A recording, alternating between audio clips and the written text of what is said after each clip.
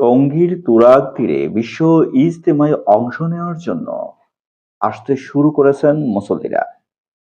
গাজীপুরে টঙ্গীর তুরাগ নদীর তীরে গতকাল বৃহস্পতিবার সন্ধ্যায় আম বয়ানের মধ্য দিয়ে শুরু হয়েছে তাবলিগের শুরায়ে নিজাম বা মাওলানা জুবায়ের অনুসারীদের প্রথম ধাপের ইজতেমা।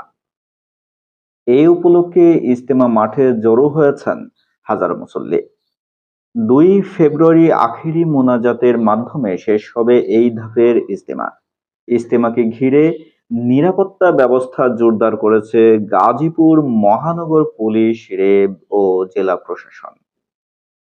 শুরায়ে নেজামের গণমাধ্যম সমন্বয়ক হাবিবুল্লাহ রায়হান বলেন, এবার তারা ২ ধাপে ইজতেমা করবেন।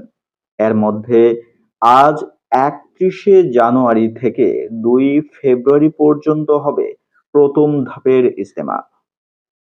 এই ধাপে অংশ নেবেন ৪১ জেলা ও ঢাকার একাংশের মুসল্লিরা।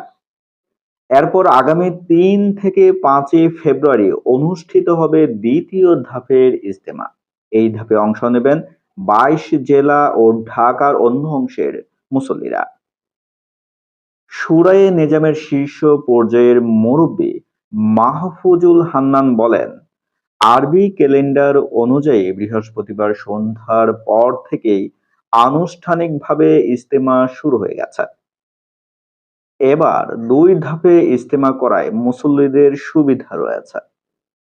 রাস্তাঘাটে চলাচলে কোনো সমস্যা হচ্ছে না। এখন পর্যন্ত সব ঠিকঠাক আছে। গতকাল দুপুরে সরেজমিনে দেখা যায়, পুরো ইজতেমা মাঠে রয়েছে মুসল্লিদের উপস্থিতি। বাঁশ ও চটের তৈরি শামিয়ানার নিচে অবস্থান করছেন হাজার হাজার মুসল্লি। এর মাঝে দলে দলে মাঠে প্রবেশ করেছেন দেশের বিভিন্ন প্রান্ত থেকে আসা মুসল্লিরা। তাদের কারো মাথায়, কাঁধে আবার কারো হাতে একাধিক ব্যাগ পোটলাচ্ছিল। মাঠে গিয়ে খুঁজে বের করেছেন নিজেদের জন্য নির্ধারিত খিত্তা বা থাকার স্থান।